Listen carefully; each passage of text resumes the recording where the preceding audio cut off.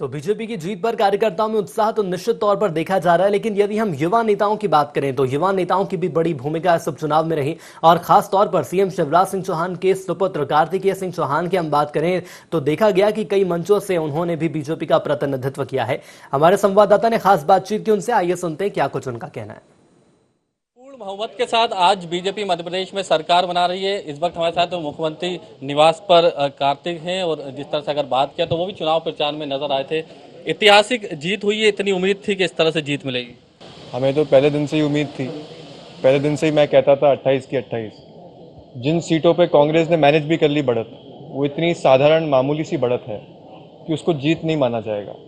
मैं day one से कहता था कि 28 सीटों पे भारतीय जनता पार्टी पूरी मजबूती के साथ लड़ रही है और जिस प्रकार से नतीजे आए, मैंने प्रत्याशी जो पिछली बार चुनाव में जितनी बड़ी उनकी जीत नहीं थी, उससे 2 गुनी 3 गुनी ज़्यादा जीत उन्होंने इस चुनाव में दर्ज कराई। तो इस बात का प्रतीक है कि सारी 28 सीटें ही भारतीय जनता पार्टी की लोकप्रियता एकदम चरम पर थी।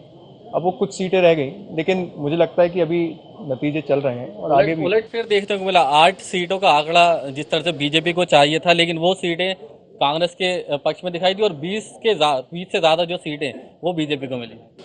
20 से ज़्यादा, और अभी भी काउंटिंग चल रही है। मुझे पूरा विश्वास है कि अच्छी बढ़त भारतीय जनता पार्टी को मिलेगी और पूर्ण बहुमत से तो सरकार आ चुकी है। और मध्य प्रदेश की जनताओं को, लाखों लाख भारतीय जनता पार्टी के कार्यकर्ताओं को मैं बधाई देना चाहता हूं, जिनकी मेहनत से पुनः भारतीय जनता पार्टी को, विकास को रफ्तार मध्य प्रदेश में मिली है। बिकाऊ टिकाऊ 35 करोड़ जिस तरह से जो फैक्टर कांग्रेस चला रही थी, किसी तरह का लेकिन फैक्टर जनता के बीच में दिखाई नहीं ये हम नहीं कह रही है, जनता कह रही है।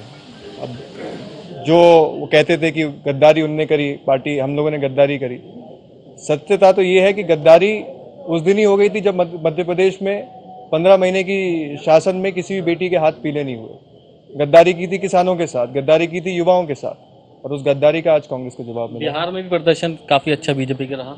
हाँ, बिहार में भी अभी वोटिंग जारी है और मुझे पूरा विश्वास है कि एनडीए की सरकार पूर्ण बहुमत से। स्पेशल दिवाली है इस बार।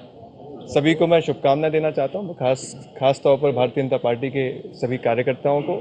ये विकास की दिवाली है। ये हमारे साथ थे मुख्यमंत्री निवास पर कार्तिक, जो मुख्यमंत्री शिवराज सिंह चौहान के बेटे हैं और जिस तरह से उपचुनाव की 28 सीटों पर भी प्रसार करते हुए दिखाई दिए थे। एक बड़ी जीत यहाँ पर बीजेपी को मिली है, पूर्ण बहुमत के साथ सरकार भी बन रही है। इसके अलावा बिहार में भी प्रदर्शन काफी अच्छा बीजेपी का देखने को मिल रहा है। कैमरा पर्सन फिरोज के साथ शुएब खान, IN24 भोपाल।